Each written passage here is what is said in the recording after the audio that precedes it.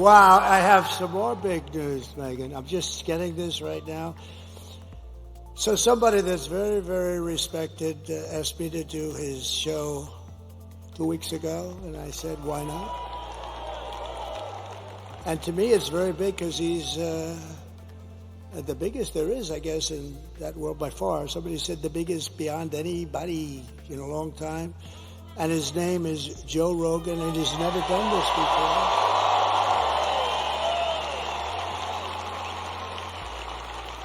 And it just came over the wires that Joe Rogan just endorsed me. Is that right?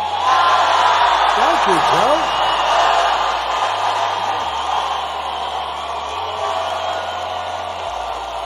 That's so nice. And he doesn't do that. He doesn't do that stuff. And he tends to be a little bit more liberal than some of the people in this room. No, I had a lot of fun, and he was amazing, and it was a 3-hour interview. In fact, I was 2 hours late for a rally that we had. I had explained that a little bit, and it was cold out that night. We flew, but we had to make it. We were more than 2 hours late, and they understood. I said, I just was interviewed by a very interesting guy, and he just kept going on. They called it a long form, and it could have gone a lot longer, but he was great. And he's not a person that does endorsements, but he did an endorsement. So I just want to thank Joe Rogan. That's fantastic.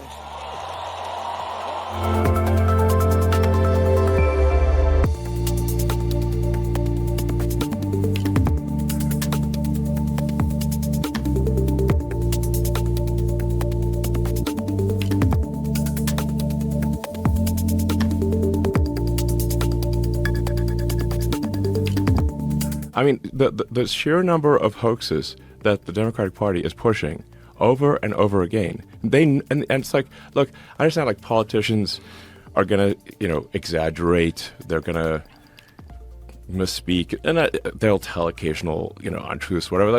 That's how it is in politics. But when you have deliberate, concerted, repeated pushing of hoaxes, you're like, wait a second, like, come on, man, this is too far.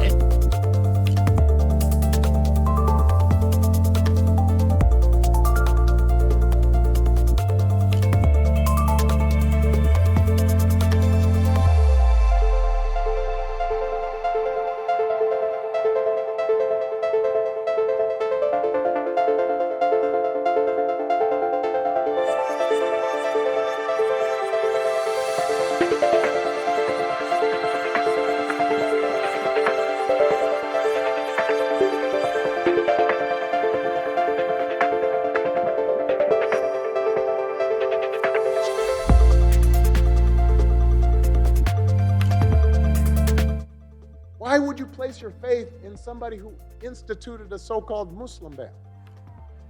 Who sat down for pleasantries with Holocaust deniers? Who said that there were very fine people on both sides of a white supremacist rally?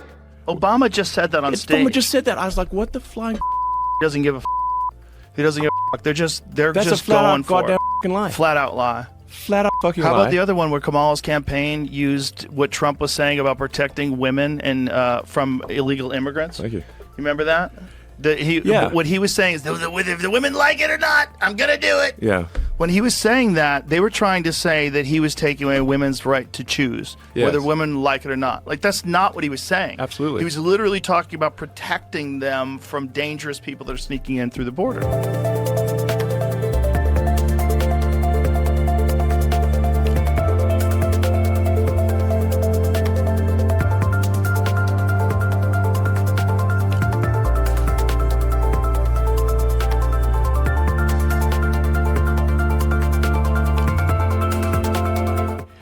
They're like, oh, Trump says he wants to execute Liz Cheney.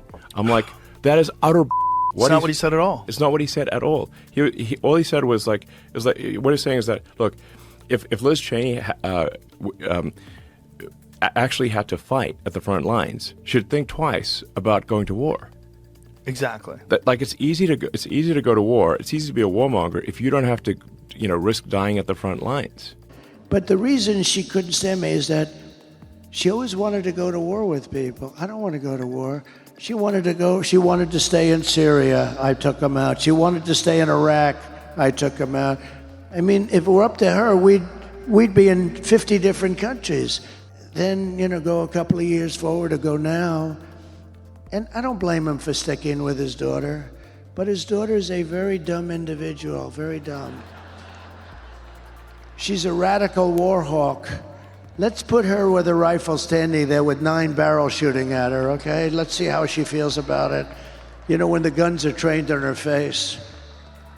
They're all Warhawks when they're sitting in Washington in a nice building saying, oh, gee, let's send 10,000 troops right into the mouth of the enemy.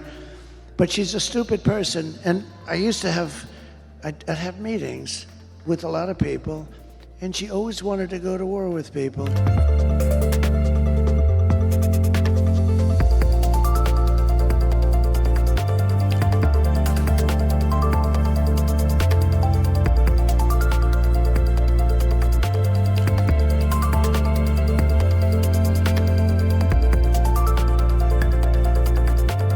But speaking of people voting, when you get close to the ballot, you're supposed to be the underdog, aren't you? Because in America, it's not compulsory to vote. So you really need to mobilise people to get out there. So the last thing you want is for people to think you're a shoo-in, because then, why would I bother going out into the, out and voting if you're going to already win? But Donald Trump does nothing according to orthodoxy. And he's boasting that he's pretty much got this thing in the bag. Have a listen. Not supposed to say this. I'm going to be like the fake news. They're saying it's very close. It's really not very close. Based on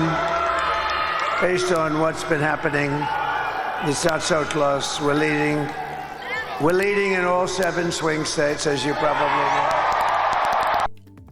It's really not very close. I've got this thing in the bag. There's a story on the front page of tomorrow's Australian which says Trump will either be proved to be a genius or a fool. And that little clip will come back either to haunt him or to demonstrate, man, the guy is an absolute genius. It does seem an odd way to rev up your base, right? Because, like you said, what you want to do is get people to come out and vote. I mean, I would have thought the number one thing to be doing right now is putting the fear of God into people and saying, if you don't come out and vote for me, you could end up with Kamala Harris for president, for heaven's sake. And instead he's saying, no, it's all fine, don't worry about it. Now, he may well be right in that the polls, which currently show it is quite close, particularly in a number of the swing states, are wrong. I think there is still a large contingent of people who are inclined to vote for Trump but almost feel ashamed of the fact that they are inclined to vote for Trump and won't tell pollsters, who tend to lean to the left,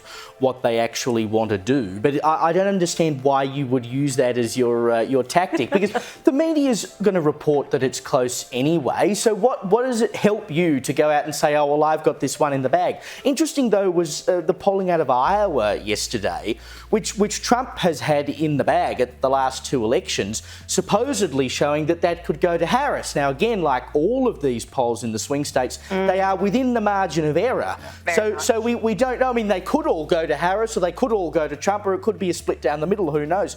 Again, it is within the margin of error, but Iowa being in play is not something anyone had ever talked about or thought was going to happen. Who knows what's going on? I want to know where his confidence coming from, because as much as the polls are looking good for Trump, when you're talking about the 7 swing states, the bottom line is nobody knows. Until all the votes are counted, your guess is as good as mine, and that's what all the pollsters basically say to each other. They've all got slightly different polls depending on which pollster you're tuning into, but at the end of the day, the reason why these swing states are called swing states is they're highly unpredictable, and there's a tiny margin separating the winner from the loser. And don't forget, we've got the dodgy Dominion voting machines. You may have seen some of those videos online, people trying to vote for Trump. Yes, it's happening again, and being unable to. We've got some states saying, hang on a minute, we've got more people on our electoral roll than we do have eligible voters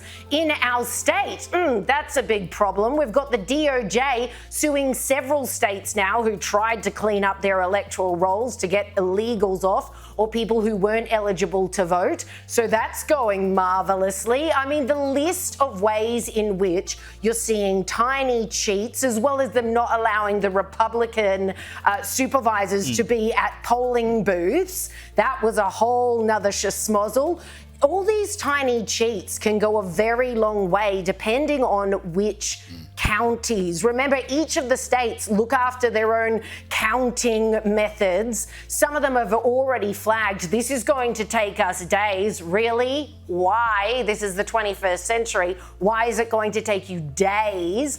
And I wouldn't be surprised if this actually drags out for weeks as we see quite a bit of shenanigans playing out post-election.